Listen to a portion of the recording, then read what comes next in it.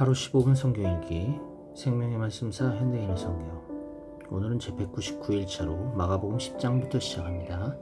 마가복음 10장. 결혼과 이혼. 예수님이 그곳을 떠나 유대지방으로 가서 요단강을 건너가시자 많은 사람들이 다시 모여들었다. 그래서 예수님은 전과 같이 그들을 가르치셨다. 이때 몇몇 바리새파 사람들이 와서 예수님을 시험하려고 물었다. 남편이 아내를 버려도 좋습니까? 모세는 뭐라고 말했느냐? 이혼 증서를 써주기만 하면 아내를 버려도 좋다고 했습니다. 그래서 예수님이 그들에게 이렇게 말씀하셨다. 너희가 고집이 세고 악하기 때문에 모세가 그런 법을 정한 것이다. 하나님께서는 창조하실 때부터 사람을 남자와 여자로 만드셨다. 그래서 사람이 자기 부모를 떠나 두 사람이 한 몸이 되게 하셨으니 이제는 둘이 아니라 한 몸이다. 그러므로 하나님께서 짝지어 주신 것을 사람이 갈라놓아서는 안 된다.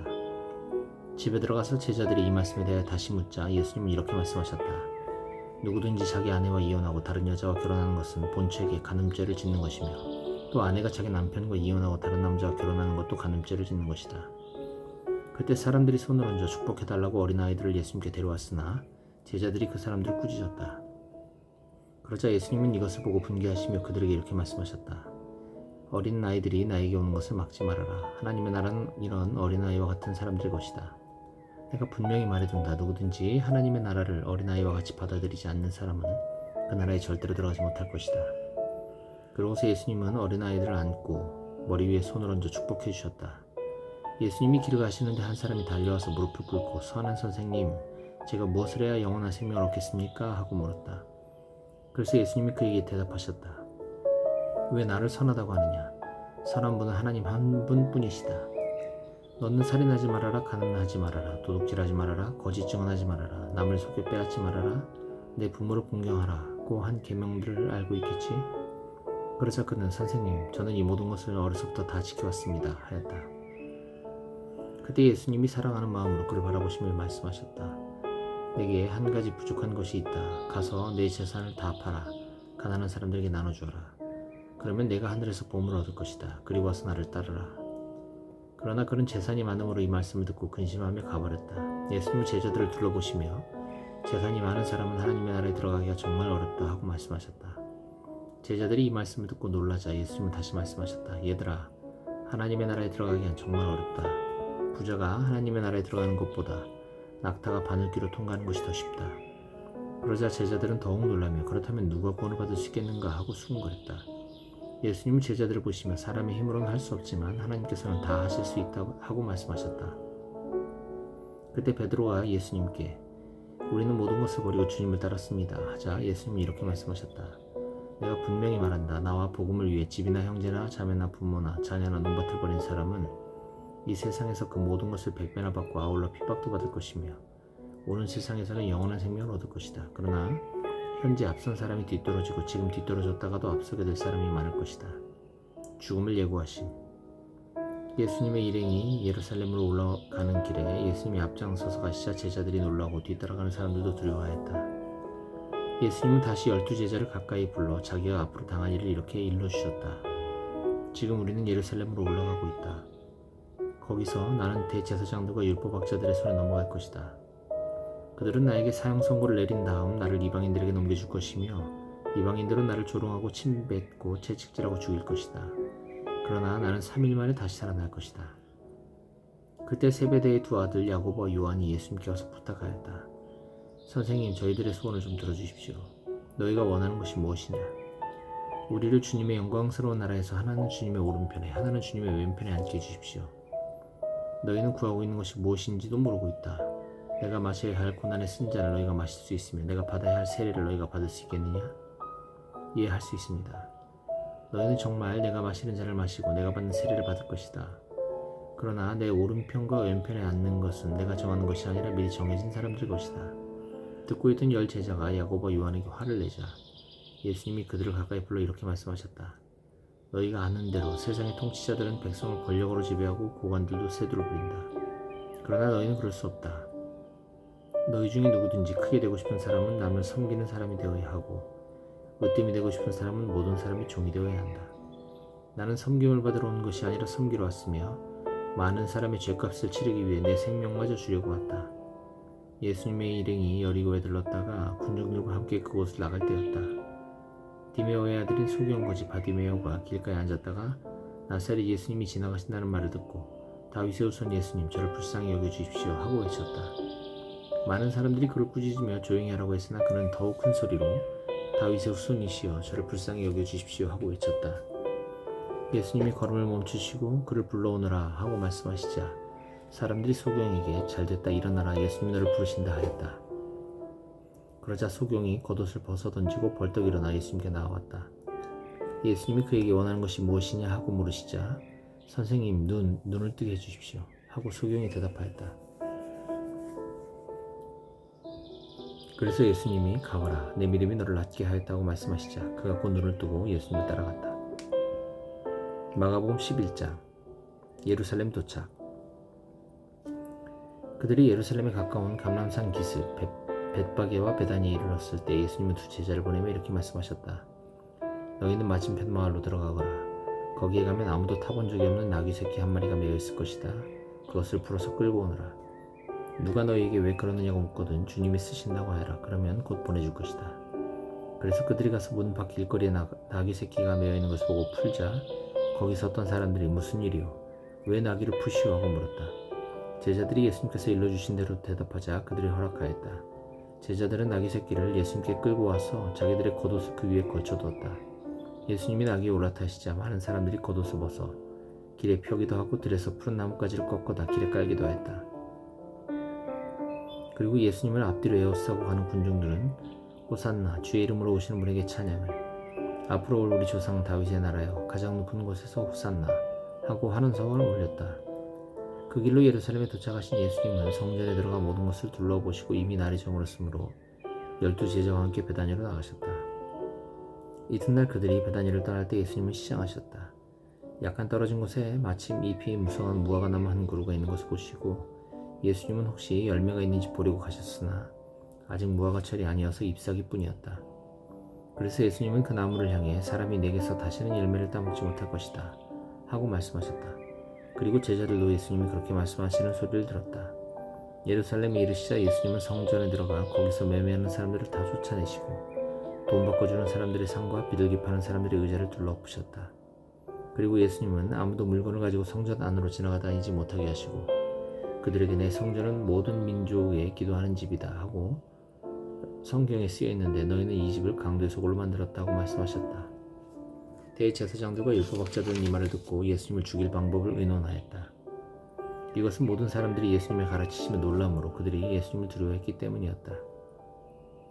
날이 저물자 예수님의 일행은 다시 성 밖으로 나갔다. 다음날 아침 그들은 길을 가다가 예수님이 저주한 무화과 나무가 뿌리째 마른 것을 보았다. 이때 베드로가 예수님의 말씀이 생각나서 선생님 저것 좀 보십시오. 어제 저주하신 무화과 나무가 말라버렸습니다 하자 예수님이 제자들에게 이렇게 말씀하셨다. 하나님을 믿어라. 내가 분명히 말하지만 누구든지 이 산을 향해 땅에서 들려 바다에 빠져라 하며 마음속으로 의심하지 않고 자기가 말하는 것이 반드시 이루어질 것이라고 믿으면 그대로 될 것이다. 그러므로 내가 너에게 말한다. 너희가 기도하고 구하는 것은 무엇이든지 받은 줄로 믿어라. 그러면 그대로 될 것이다. 너희가 서서 기도할 때 어떤 사람과 서로 마음 상한 일이 있거든 용서해 주어라. 그러면 하늘에 계신 너희 아버지께서도 너희 잘못을 용서해 주실 것이다. 그러나 너희가 용서해 주지 않으면 하늘에 계신 너희 아버지께서도 너희 잘못을 용서해 주시지 않을 것이다. 그들은 다시 예루살렘에 들어갔다.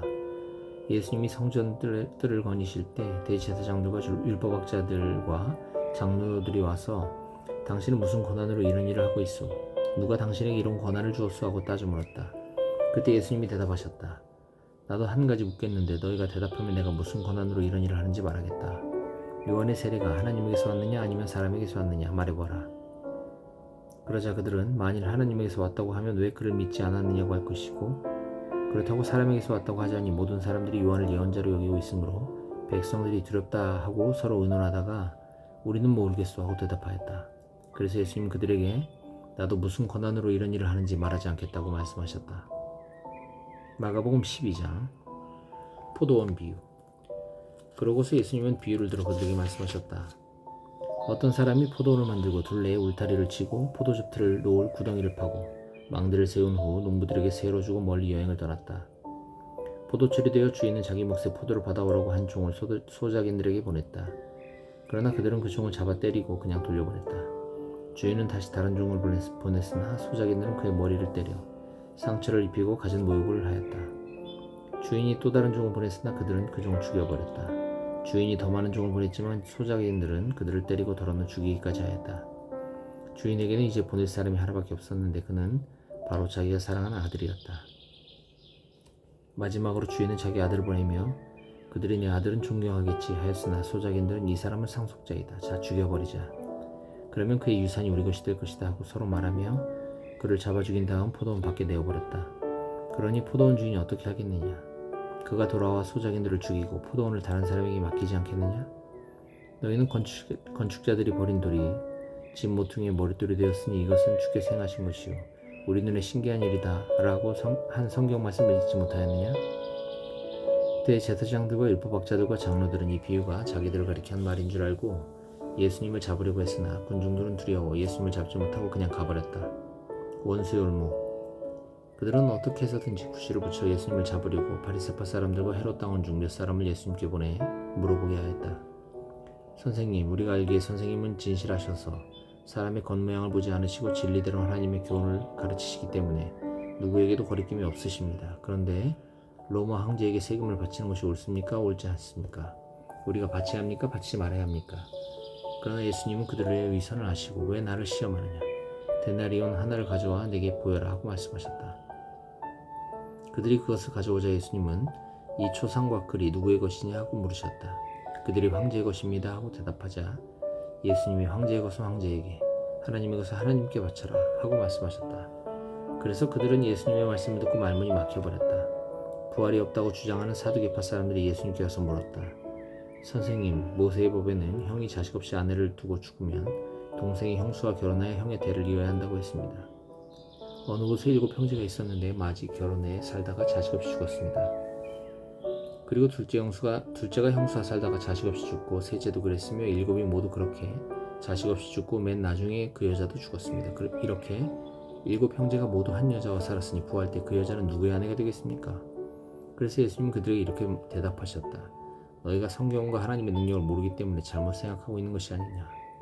사람이 죽었다가 다시 살아날 때는 장가도 시집도 안 가며 하늘의 천사와 같이 된다.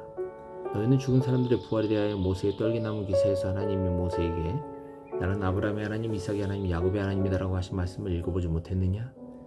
하나님은 죽은 사람들의 하나님이 아니라 살아있는 사람들의 하나님이시다. 너희는 크게 잘못 생각하고 있다. 곁에서 듣고 있던 한 율법학자가 예수님이 대답을 잘하시는 것을 보고 모든 계명 중에 제일 중요한 것이 어느 계명입니까? 하고 물었다. 그러자 예수님이 이렇게 대답하셨다.